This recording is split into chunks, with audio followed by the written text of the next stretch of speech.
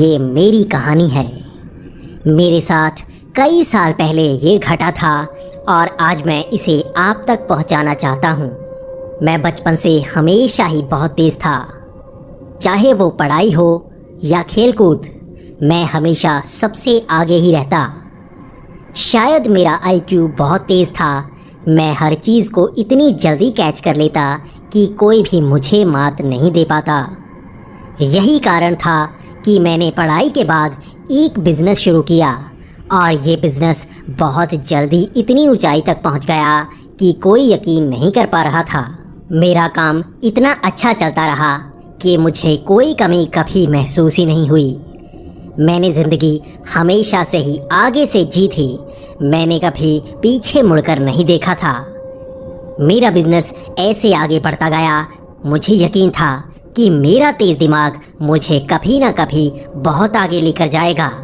अब मेरे पास सब कुछ था, एक बड़ी कंपनी, एक बेहद खूबसूरत गर्लफ्रेंड और बहुत सारा पैसा।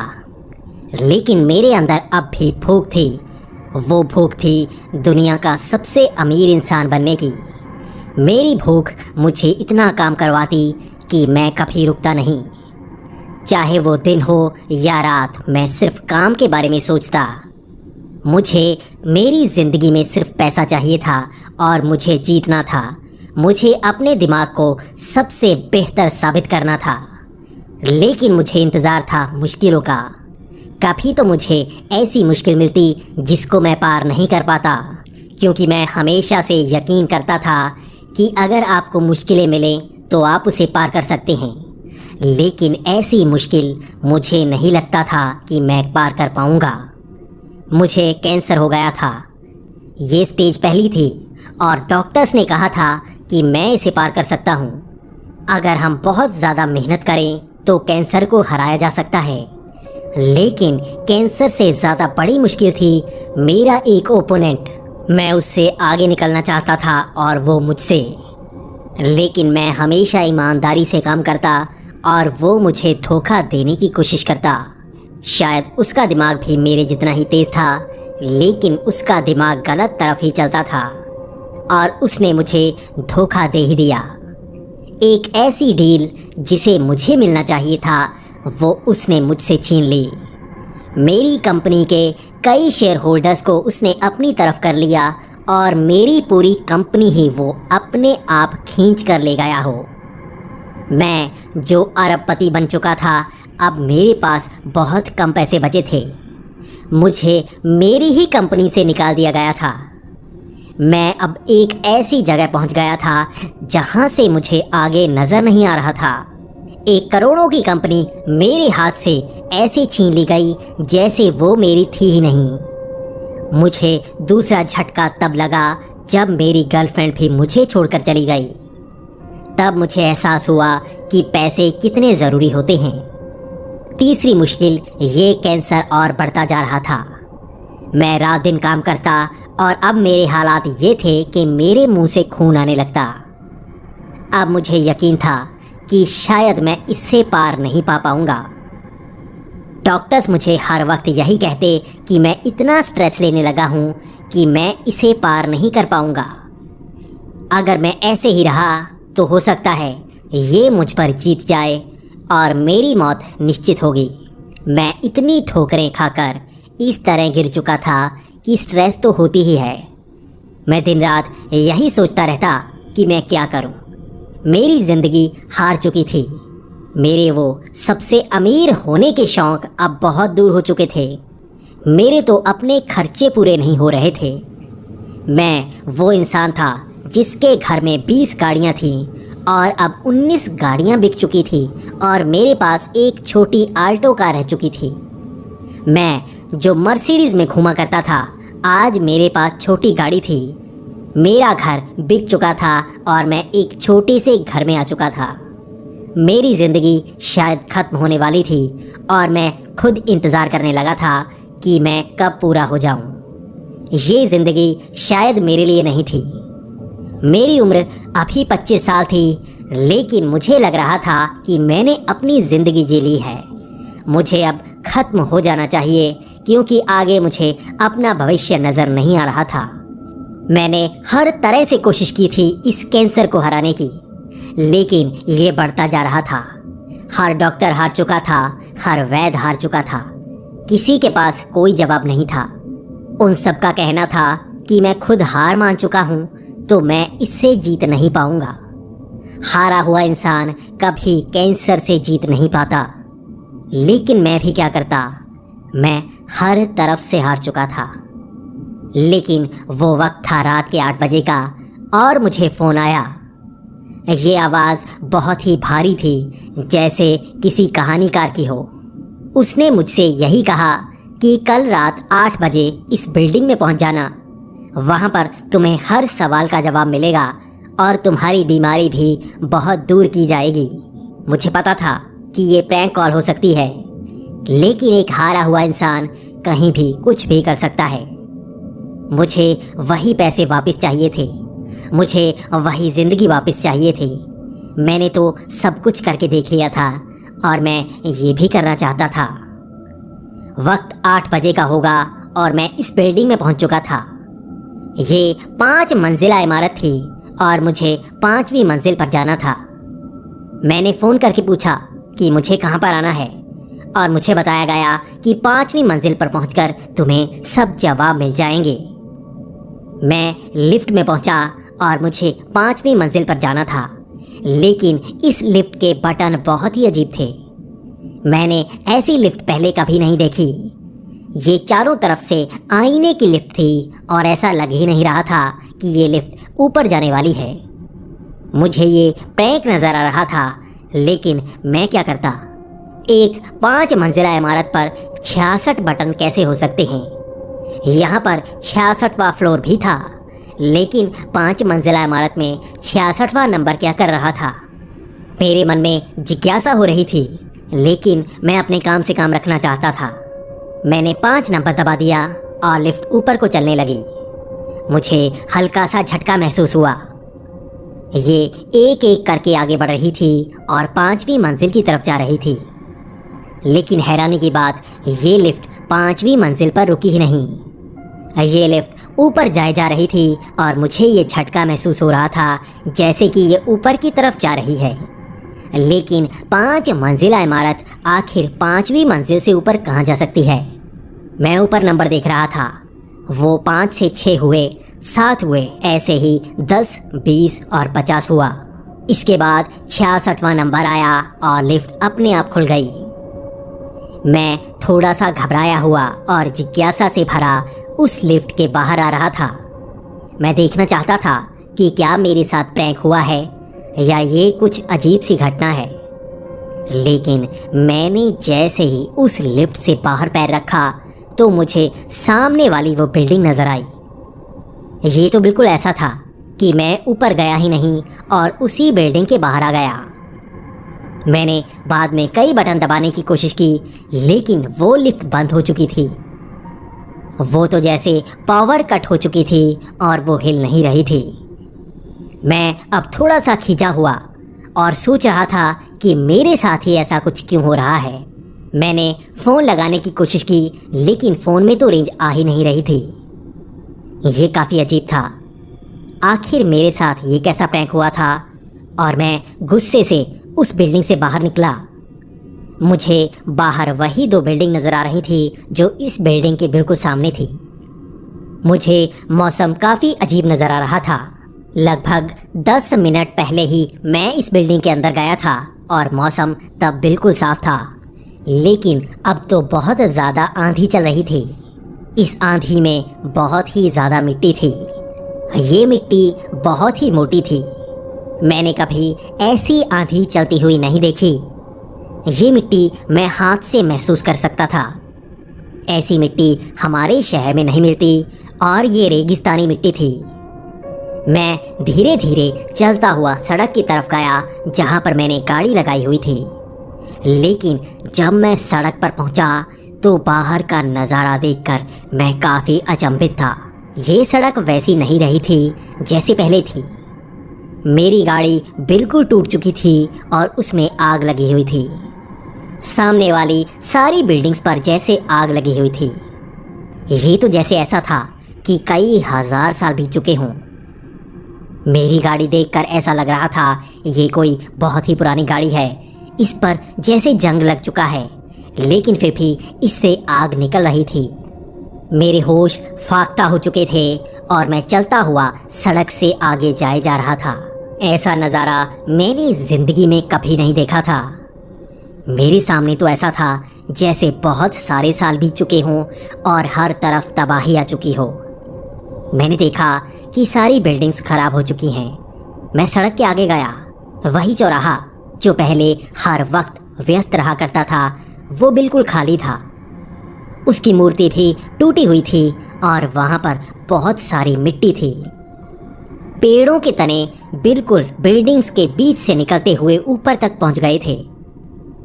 कुछ ही समय में इतने ज़्यादा पेड़ नहीं लग सकते और मेरा दिमाग बहुत ही ज़्यादा चल रहा था। मैं जैसे ही चलते आगे जा रहा था तो मुझे बहुत सारे लोग मरे हुए नज़र आ रहे थे। वो सड़कों पर गिरे तड़प रहे थे और कुछ लोग तो ऐसे थे जिनका आकार बदल चुका था। मैं कई लोगों को देख चुका था जिनके ना तो हाथ थे और ना ही पैर। वो सड़क पर गिरे तड़प रहे थे और मैं बहुत ही घबराया हुआ उनके बीच से निकलता जा रहा था। जब मैं आगे गया तो मुझे बहुत ही अजीब से जानवर नज़र आए। वो जानवर जैसे लाशों को खा रहे थे। मैं बहुत ज़्यादा डर गया और मैं एक तरफ भागने लगा। तभी मेरा हाथ एक बिल्डिंग पर टच हुआ। तब मुझे महसूस हुआ वो बिल्डिंग कितनी गर्म है। वो तो जैसे आग के शोलों की तरह धधक रही थी। मेरा हाथ लगा और मुझे सड़न सी महसूस हुई, लेकिन मेरा हाथ जला नहीं। मैं हैरान था, इतनी जलन के बावजूद मेरा हाथ जला नहीं था, लेकिन मुझे दर्द महसूस हुआ था। ऐसे ही चलते हुए मैं अपने घर की तरफ जाना चाहता था। मैं जानना चाहता था कि यहाँ पर हुआ क्या है और मेरा घर अब भी सही सलामत है या नहीं।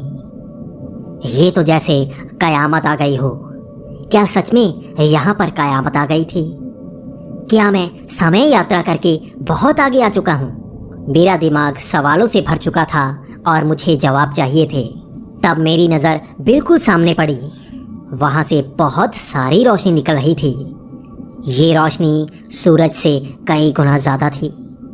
मुझे ऐसा लगा कि हो सकता है परमाणु बम का हमला हुआ हो और यहाँ पर चारों तरफ सारी दुनिया को तबाह कर दिया गया हो। मैं हमेशा से सोचा करता था कि परमाणु युद्ध हुआ हो तो ये दुनिया बच नहीं पाएगी।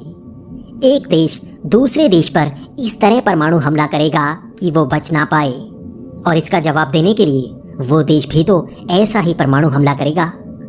अगर ऐसा ही विश्व युद्ध हो जाए तो हमारी धरती का क्या होगा? क्या सच में ऐसा ही हुआ होगा? मैं यकीन कर चुका था कि मैं भविष्य में आ चुका हूँ। मुझे ये पता करना था आखिर ये हो क्या रहा है। क्या मैं सच सोच रहा हूँ? अब मुझे उस रोशनी की तरफ जाना था। शायद वहाँ पर मुझे कुछ पता लग पाए। मैं जैसे ही उस रोशनी की तरफ जा रहा था तो मुझे पता लग रहा था वो रोशनी काफ़ी छोटी सी जगह से आ रही थी। ये एक छोटा सा कमरा था जो बिल्कुल सड़क के बीच बना हुआ था। मैं उस कमरे के पास जाता जा रहा था और वो रोशनी बहुत ज़्यादा बढ़ती जा रही थी। मैं उस कमरे के बेहद पास जा चुका था और अब मुझे उसके अंदर जाना था। ये एक बहुत ही छोटा सा कमरा था, लेकिन वो बहुत ही प्राचीन ईंटों से बना हुआ था। उस कमरे के बिल्कुल बीचों बीच बहुत ही पुराना दरवाज़ा लगा था। ये एक लकड़ी का दरवाज़ा था जिस पर शैतानों की आकृतियाँ बनी हुई थी। मुझे अब इसके अंदर तो जाना था। मैं डर से काफ़ी थर-थर काँप रहा था, लेकिन मेरे सवाल मुझे इस तरफ खींच कर ला रहे थे। मैंने वो दरवाज़ा खोला और मेरी आंखें फटी की फटी रह गईं। मेरे सामने एक सिंहासन नज़र आया और उस पर आग लगी हुई थी। वो चारों तरफ से जल रहा था और उस पर एक आदमी बैठा हुआ था जिसके सर पर 2 सींग थे।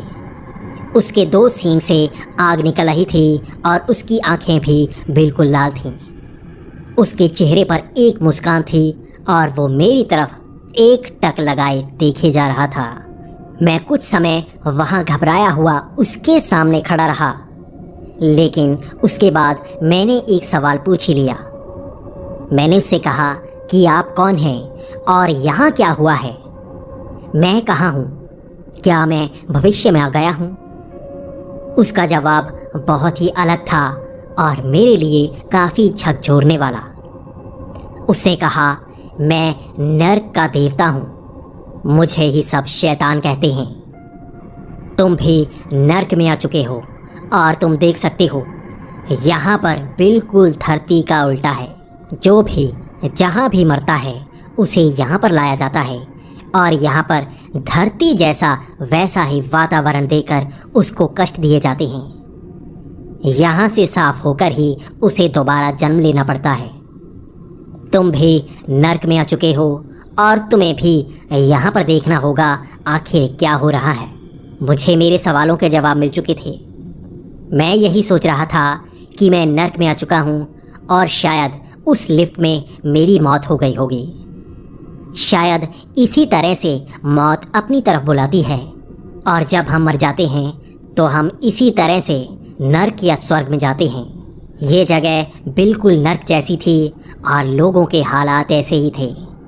वो आधे कटे इंसान शायद नर्क की सज़ा भोग रहे होंगे। उसके बाद मेरा सवाल यही था कि मुझे नर्क क्यों दिया गया? आखिर मैंने ज़िंदगी में क्या किया था जिस कारण मुझे नर्क मिला? मुझे जानने की ज़रूरत थी। आखिर मैं ऐसा क्या गलत कर पाया जिस कारण मुझे नर्क मिला? उस शैतान के चेहरे पर हंसी थी, लेकिन उसके पास मेरे सवालों के सारे जवाब थे। उसने कहा कि आओ तुम्हें शहर घुमाता हूँ। नर्क में कैसा शहर है आज तुम्हें दिखाता हूँ। तुम्हारे सब सवालों के जवाब तुम्हें रास्ते में ही मिलेंगे।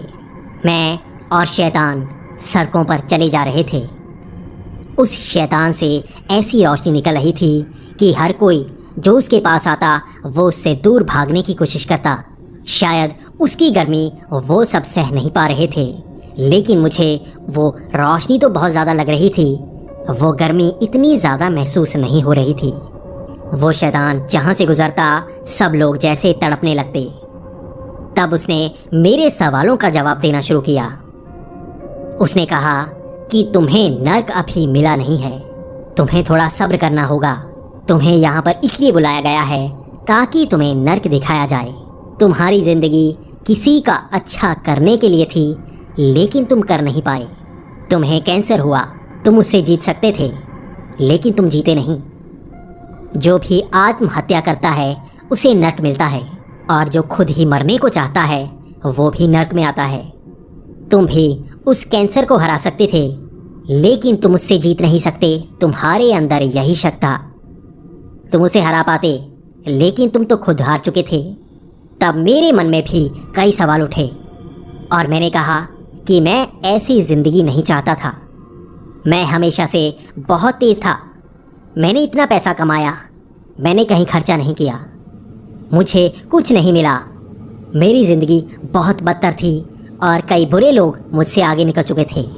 मुझे अपने दिमाग का सही इस्तेमाल करने का मौका ही नहीं मिला। ऐसी ज़िंदगी मैं नहीं चाहता था और शायद अब मुझे मर ही जाना चाहिए था ताकि मैं अगली ज़िंदगी जीता। मैं हमेशा से अच्छा इंसान बनकर रहा, मैंने कभी किसी का बुरा नहीं किया। तब वो शैतान मेरे साथ सड़क पर चले जा रहा था। वो मुझे अपने सामने वाला एक पेड़ दिखाने लगा। उस पेड़ पर एक आदमी चढ़ा हुआ था और वो लकड़ी को चबा रहा था। वो बार बार बहुत ज़्यादा रो रहा था और लकड़ी को चबाने की कोशिश कर रहा था। उसके पास ही एक और बड़ा पेड़ था जिस पर बहुत सारे फल लगे हुए थे। वो फिर भी अपनी लकड़ी को चबा रहा था और अपने पेड़ पर लगे सब्जियों को तोड़कर नहीं खा रहा था, लेकिन उसके पेड़ की सब्जियां नीचे गिर रही थी और नीचे बिना टांगों वाला एक इंसान पड़ा था। नीचे पड़ा वो आदमी बहुत ही खुश नजर आ रहा था, लेकिन उस पेड़ के ऊपर चढ़ा वो इंसान बार बार रोता जा रहा था।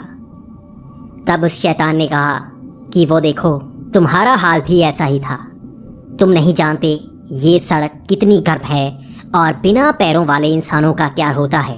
वो इतनी सड़न, इतनी गर्मी से दर्द में करा रहा होगा लेकिन फिर भी वो गली सड़ी सब्जियों का मज़ा ले रहा है। आखिर उसके पास एक ही चीज़ है जिसका वो आनंद ले रहा है, लेकिन पेड़ पर चढ़ा वो आदमी उस गर्मी से तो बच रहा है, लेकिन वो अपनी ताज़ी सब्जियों को नहीं खा रहा। वो उस सूखी लकड़ी को खा रहा है। वो हमेशा ही अपने साथ वाले पेड़ को देखता जा रहा है जिस पर फल लगे हैं, और उस फलों को देख वो ललचा रहा है, लेकिन उसे वो खा नहीं सकता। इसे नर्क में ऐसी ही सज़ा मिली है और ये ऐसा ही दुख सहता रहेगा। तुम्हारा हाल भी ऐसा ही था। तुम हमेशा से तेज दिमाग नहीं थे।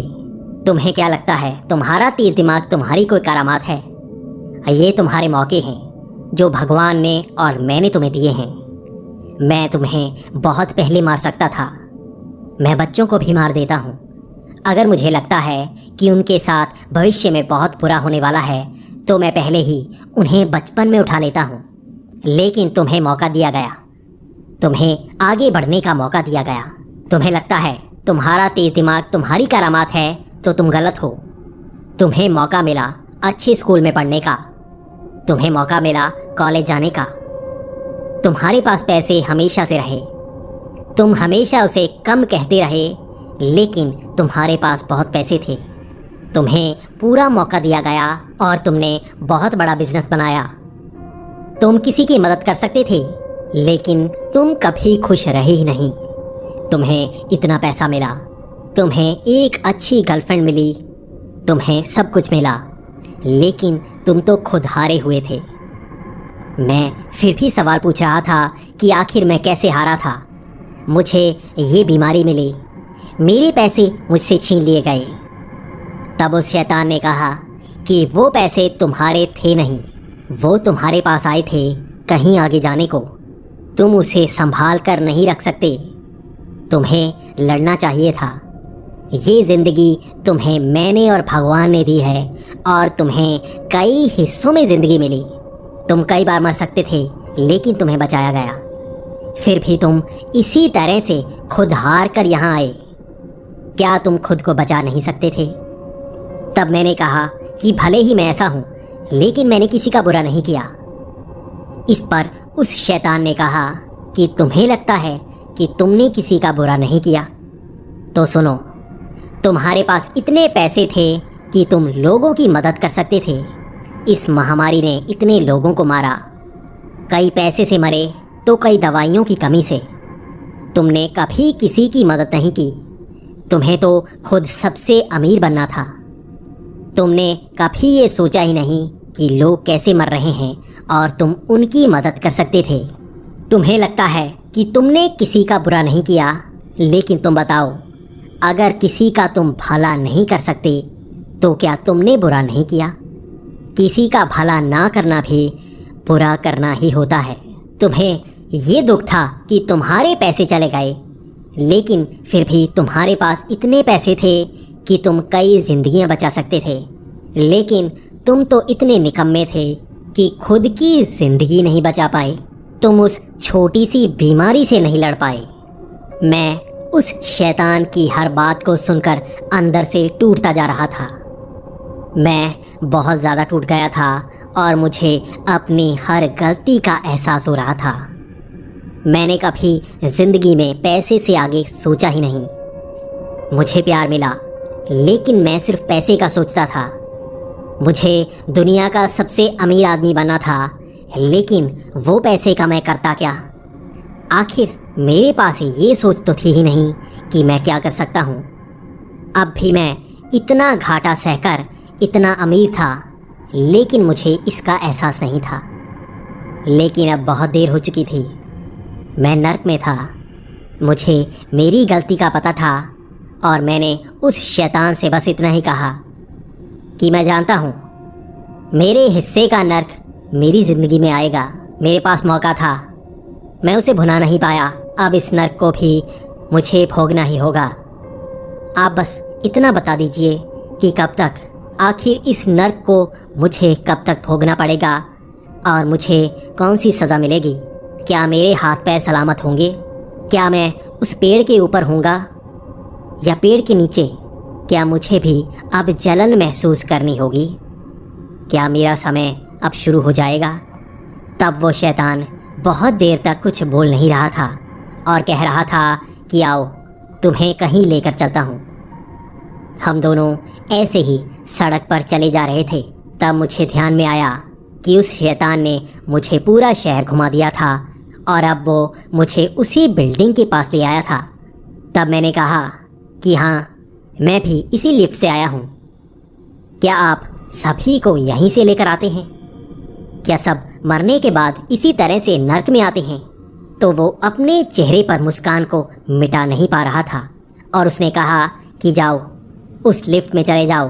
तो मैंने उससे कहा कि आखिर मैं वहाँ क्यों जाऊँ? तो उसने कहा कि तुम्हारी ज़िंदगी ख़त्म नहीं हुई है, ये तुम्हारा आखिरी वक्त था। उस कैंसर ने तुम्हें लगभग हरा ही दिया था। तो मैंने सोचा तुम्हें एक बार दिखा दूं कि तुम्हें क्या मिलने वाला है। शायद इसके बाद तुम अपने आप को रोकने की कोशिश करो। तुम्हारी ज़िंदगी अभी बची है, लेकिन बहुत कम। क्या तुम इस छोटी सी ज़िंदगी को लंबी खींच पाओगे? क्या तुम कुछ कर पाओगे? मैं बिल्कुल सामने लिफ्ट के अंदर उस शैतान के इन जवाबों का इंतज़ार कर रहा था। उसके शब्द बहुत ही गहरे थे और मैं जैसे बदल सा चुका था। तब मैंने सिर्फ इतना ही कहा कि तुम तो शैतान हो, तुम मुझे वापस क्यों भेज रहे हो? तुम्हारा तो काम है बुराई फैलाना और तुम्हें तो मुझे मारना चाहिए। तुम क्यों मुझे वापस भेज रहे हो? तो उस शैतान ने कहा कि हर किसी का काम होता है, शैतान का भी काम है। मैं नर्क में तुम लोगों को लेकर आता हूँ, लेकिन मैं बुरा नहीं हूँ। मुझे तुम्हें मारना नहीं पड़ता, मैं सिर्फ तुम्हें सुधारता हूँ। तुम्हें दोबारा ज़िंदगी दी जाती है। तुम्हें क्या लगता है स्वर्ग में क्या होता है? नर्क में तो मैं तुम्हें सुधार देता हूँ। तुम नहीं जानते स्वर्ग में क्या होता है। अगर तुम अपनी ज़िंदगी में कुछ अच्छा कर पाए तो तुम दोनों देख सकोगे। इतना कहते ही वो लिफ्ट अपने आप बंद हो गई और वो फिर से चल रही थी। मैं घबराया हुआ नीचे बैठ गया था और थोड़ी देर बाद वो लिफ्ट खुली और मेरे सामने वही 2 बिल्डिंग्स थी। मैं चलकर सड़क पर गया और हैरान रह गया। मेरी गाड़ी बिल्कुल सामने पड़ी थी और ये सड़क चल रही थी। ये तो जैसे मैं वहीं पर वापस आ गया था। मैं गाड़ी लेकर घर को गया और मुझे सब कुछ सही नज़र आया। तब मुझे ऐसा एहसास हुआ जैसे मैं ज़िंदगी में वापस आ गया हूँ। जो अलग था वो बाहर नहीं, मेरे अंदर था। मैं बदल चुका था। उसके बाद 1 महीने के अंदर मैंने कैंसर को हरा दिया। मेरे पास बहुत सारे पैसे थे। मेरे पास इतने पैसे थे मैं लोगों की मदद कर पाता। मैंने उसी महीने एक एनजीओ खोल लिया। मैं लोगों की मदद करना चाहता था। मैंने शायद सारे के सारे पैसे उसी एनजीओ में लगा दिए होंगे और मैं कई लोगों की मदद कर चुका था। लेकिन बड़ी हैरानी की बात, मेरे पैसे लगभग ख़त्म हो चुके थे और मुझे ज़रा भी गुस्सा नहीं आ रहा था। मुझे तो खुशी हो रही थी कि मैं अलग अलग ज़िंदगी जी रहा हूँ। और तभी मुझे ये खबर मिलती है कि मैं वो केस जीत चुका हूँ जिसमें मेरे साथ फ्रॉड हुआ था। अब मैं उस कंपनी को वापस पा चुका था जिसे मैंने बनाया था। लेकिन मुझे अब दुनिया का सबसे अमीर आदमी नहीं बनना था। मैं हमेशा अपना एनजीओ चलाता रहूँगा और ऐसे ही खुशी बनाता रहूँगा। मुझे नहीं पता मुझे नर्क मिलेगा या स्वर्ग, लेकिन शायद अगर मुझे नर्क भी मिला तो मुझे अच्छा लगेगा। मुझे पता है नर्क में भी मेरा एक दोस्त मेरा इंतज़ार कर रहा है।